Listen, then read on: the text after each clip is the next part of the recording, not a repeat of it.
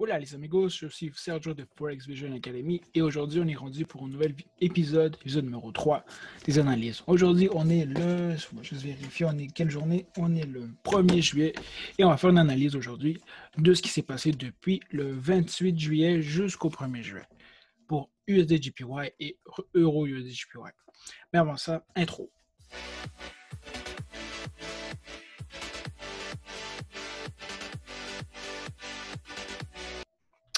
Alright, guys. Fait que, comme je disais, je vais vraiment faire une analyse vraiment de ce qui s'est passé de USD/JPY et EURUSD.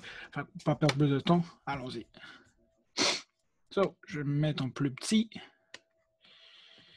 Et voilà, boum bam. Je me mets ici, parfait. So, peut-être un peu trop petit. Alright, parfait. Fait que ça, on commence avec EURUSD. Le dimanche, la ligne jaune, c'est justement où le marché a commencé. Fait que, je vais mettre en haut un lien justement de l'épisode précédent si vous ne comprenez pas ce que j'ai fait. J'ai fait une analyse justement de la semaine passée, comme ça vous allez suivre un peu ce que j'ai fait et expliquer les choses. Fait que si exemple, on va toujours en daily. Moi, j'aime toujours aller en daily. On va faire au pire toutes les choses. Monthly. Monthly, ça ne nous donne pas beaucoup d'informations. On voit que le marché est vraiment depuis plusieurs mois dans l'insécurité. C'est normal, le COVID puis tout en ce moment fait que le marché est indécis de savoir est-ce que le USD va prendre la valeur ou perdre la valeur. Après ça, on a les élections justement aux États-Unis qui fait encore là que la devise ne sait pas encore où se situer. On peut voir justement que la semaine passée, le marché a quand même pris un peu de force. Après sa descente, elle a pris un peu de force ici. Fait on peut voir que la semaine passée, le marché a pris un peu d'impulsion pour les bulls. Ça, si on va sur le daily, on peut voir que le marché ici avait déjà deux daily forts. Enfin, j'aurais pu penser que le marché allait continuer à augmenter, mais justement aujourd'hui, ça c'est le 1er juillet. Le marché justement a fait un gros scandale en bearish pour un Engulfing, en montrant que justement le marché avait pris plus de force pour les sellers. Au final, le mouvement est reparti pour un mouvement baissier. On va vraiment attendre de voir ce qui va se passer à la prochaine candle. Mais on peut voir ici que le marché a complètement mangé la dernière candle. Fait qu'on voit vraiment que le marché maintenant est rendu peut-être plus pour un marché qui va tomber. Fait ça, en gros, c'est le daily. Alors, qu'est-ce qui s'est passé depuis les 3 jours? Il y a eu plusieurs opportunités. Une que j'ai manquée, comme à chaque fois, une autre que j'ai eue. La première que j'ai manquée, c'est vraiment celle-là ici. Celle-là ici. La raison pourquoi est-ce que je l'ai manqué, c'est que je pensais que le marché allait faire un retest ici et retomber. On peut voir que le marché ici a justement prisé, a prisé vraiment le support qu'on a, excuse-moi, la résistance, que je vais mettre ça en rouge, la résistance, on va laisser tomber. Attendez une seconde. C'est ici. Boum, boum, boum.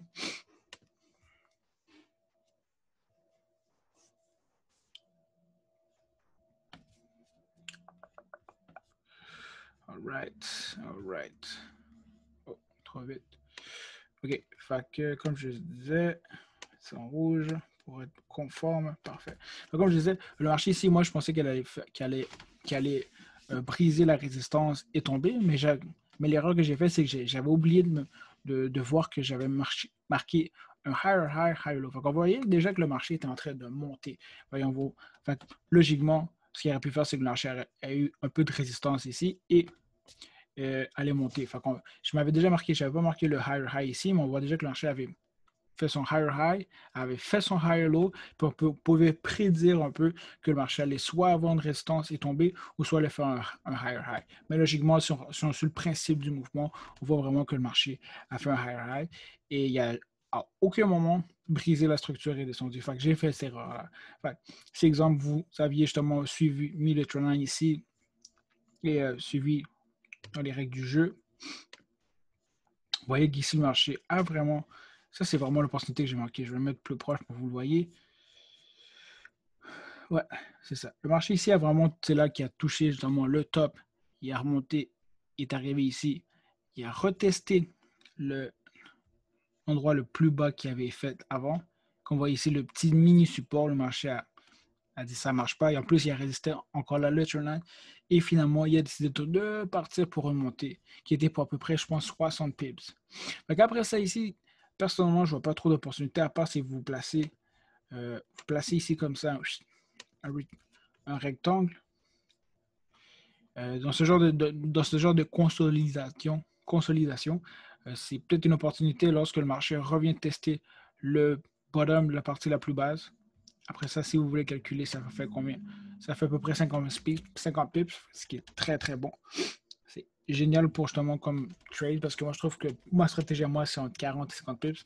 Fait que si vous faites une trade ici et vous le montez à 50 pips à peu près, c'est une bonne opportunité pour vous. Fait qu'on voit qu'ici le marché a fait un test, un deuxième test et il est reparti. Par après, on peut voir qu'ici le marché, c'est là que les choses deviennent spéciales. Le marché, j'aurais pensé que ça allait monter, mais on peut voir que le marché a continué à descendre, il a testé et continué à descendre. Et la suite des choses, personnellement, comment je vois, c'est que le marché va peut-être continuer sa descente. Pourquoi? Parce qu'on peut voir que juste précédemment, ici, la candle qui est jaune, qui serait exemple rouge, il y a il y a eu beaucoup plus de force aujourd'hui, au final, le 1er juillet, pour justement les bears, les sellers. Fait qu'on peut voir que le marché est beaucoup plus maintenant centré sur un processus de baissier, de descente, que d'une montée. Bien sûr, on ne peut pas toujours, le marché des fois peut décider de changer à cause de nouvelles et monter, mais dans ce cas-ci, on peut quand même se fier avec le délai que le marché va peut-être retester, monter ou continuer à descendre. Mais on peut voir quand même pareil que cet indice nous prévoit sûrement que le marché va continuer à descendre prochainement, dans les prochaines journées. Enfin, c'est à suivre. Ça, c'est un peu l'analyse de USD JPY. Après ça, EURUSD. EURUSD pourrait, ça quand même bien bouger. Si, exemple, on fait encore le schéma complet, on peut voir ici, que moi, dans mon monthly, je suis vraiment dans trend. Le marché est vraiment dans trend sur le long terme. Sur le court terme, encore là aussi, il continue à faire un trend. Je me suis mis 2 channels. Par après, le moment où ça devient intéressant et je ne vois pas ma ligne. Non. OK. On peut voir qu'ici, il y a vraiment une consolidation, ça suit. Tu vois que le marché monte, il descend, monte, il descend. Ça devient un peu mélangeant pour elle. Le délit, personnellement, pour moi, ça devient pas très, très utile souvent. On peut voir quand même qu'il y a déjà des bulls, un doji, un marché qui est NDC.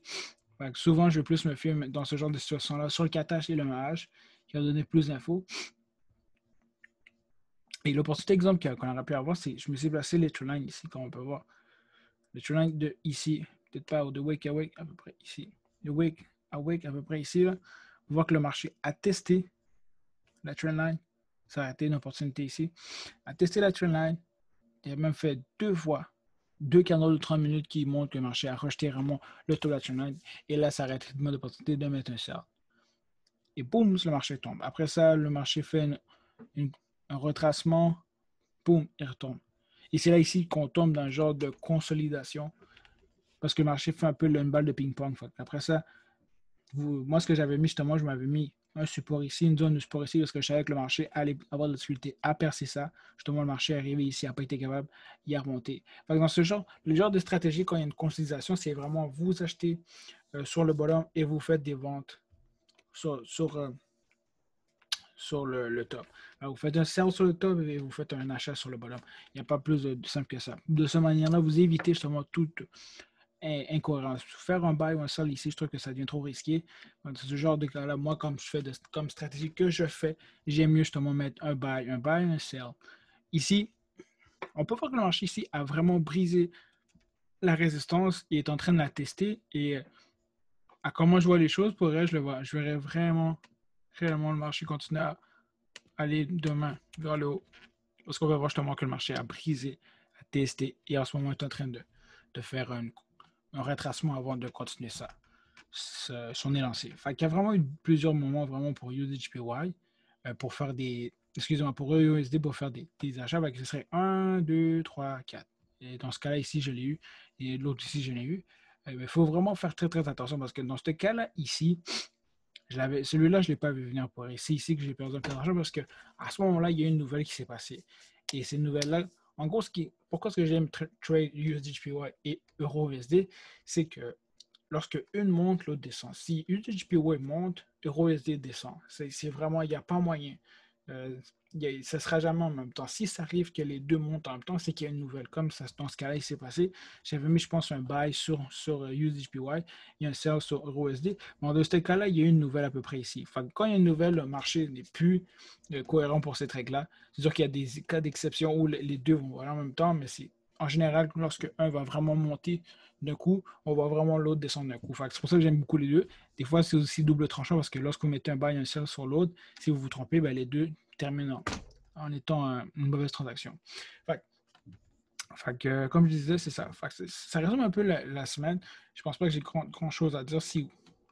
Sinon, je vais faire une autre vidéo justement pour les prochains jours à venir jusqu'à la fin de semaine. J'ai aussi en planification à faire de nouvelles vidéos, des vidéos plus instructives par rapport au marché, par rapport à la pensée, par rapport vraiment à les gens qui s'intéressent vraiment au forex mais qui ne comprennent rien.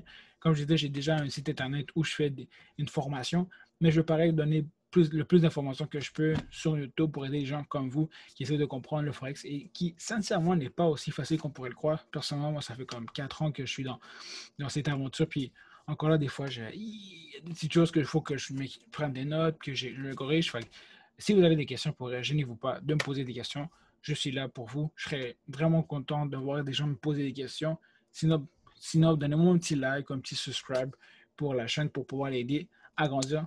Et sur ce, les amis, je vous dis vraiment un gros merci et une bonne journée. Au revoir.